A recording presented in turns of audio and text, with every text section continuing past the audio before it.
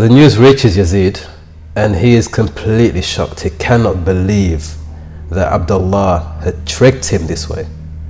And so he genuinely feels hurt that I was generous with these people, I did not mistreat them, and this is how they pay me. And so he sends Nu'man ibn Bashir as his emissary to Medina. And he sends him to reason with the people of Medina. Now, to Yazeed's credit, he didn't send somebody to crush them straight away. He sent somebody to go and speak to them. And he said to Nu'man, go to these people and make them see sense. Advise them, okay? Before I have to send my army, advise these people. Nu'man goes to Medina, and it's very clear the people of Medina are not backing down. So he comes back to Damascus and he says, Yazeed, they're ready for war.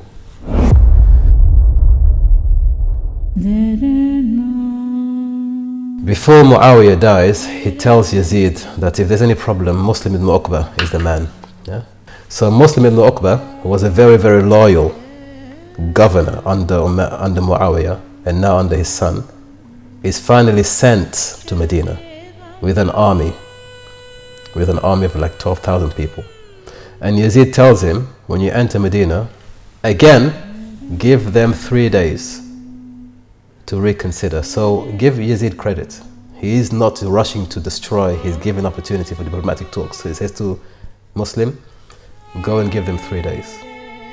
Okay? Don't enter the city, don't begin the fighting, give them 3 days, and if they do oblige, let it go. But if not, then you have permission for 3 days to do as you please in Medina.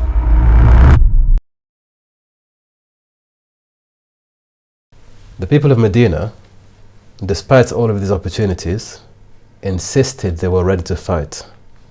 And so when Muslim ibn Uqba arrives, he gives them 3 days. They would not accept any other term. And in fact, they chose 2 people as leaders in Medina. So now Medina has 2 leaders. Abdullah himself became a leader of the Ansar, and another companion became the leader of the Muhajirun. So Medina has 2 leaders. Look what has happened. We have a leader in Damascus, we have a leader in Mecca, and we have 2 leaders in where? In Medina. So now the Muslim Ummah has 4 leaders. Yazeed had no choice but to crush the rebellion. Yeah, it had to be done. According to the political playbook, he had no choice. It would be a bad start to begin his career with such rebellious movements.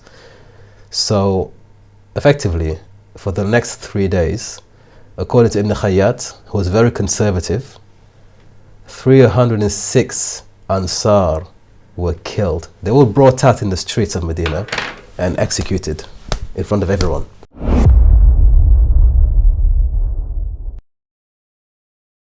Women would have their babies torn from their arms, and the baby would be beheaded also.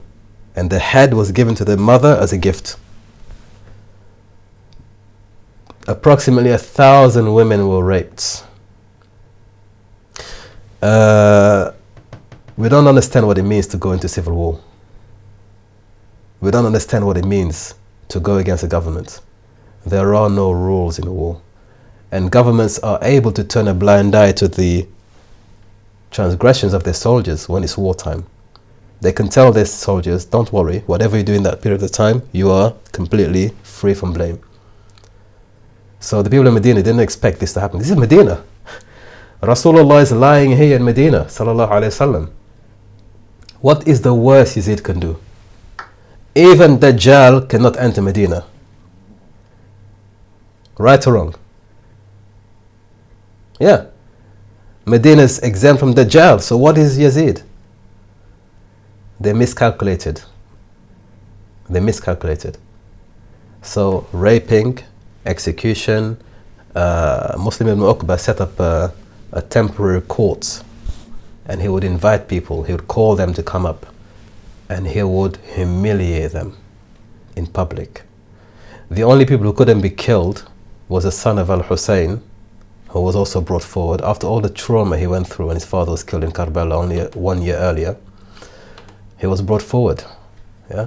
So Ali ibn Hussein Zain al-Abidin was brought forward. What did he do? He gave bay'ah. He gave bay'ah. Yeah? But when he came, Abdul Malik ibn Marwan, who I told you was one of the 9 people, who was a righteous man, he accompanied him. He accompanied Zayn al-Abidin to protect him from his own Umayyad counterparts. But Muslim was so bloodthirsty, he said, had it not been that Yazid forbade me from killing you, I would have cut your head. They sent him back home. Then another Umayyad, the son of Amr, the other son of Uthman radiallahu anhu, was called out. He's an Umayyad, keep this in mind. And so Muslim says to him, when you come to us in Damascus, you pretend to be with us, but when you're in Medina, you go against us. I cannot kill you, but he can do something else. So he ordered for the beard of this man to be plucked. Now imagine your beard, your little beard, your nice beard being plucked. He ordered for that to happen. He couldn't kill him, but he found something else to do to torture him. And so on and so on and so on. The rape and pillage of Medina for those 3 days, the details of which, if you read in the books of Sirah and books of Tariq, would make you sick to your stomach. You would question, do these people even have Iman? Welcome to HistoryYoon, the world's leading online learning platform specializing in Islamic history. To discover the HistoryYoon mobile app and participate in regular live and interactive seminars and tune in directly from your handset from anywhere in the world. Enjoy instant access to a growing catalog of on-demand streaming content exclusive to the platform, accessible from a variety of devices including desktops, tablets, and cell phones. Connect instantly with our global community of history enthusiasts via our private community forum. To find out more about our online history programs and resources, visit our website today at www.historyyoon.com.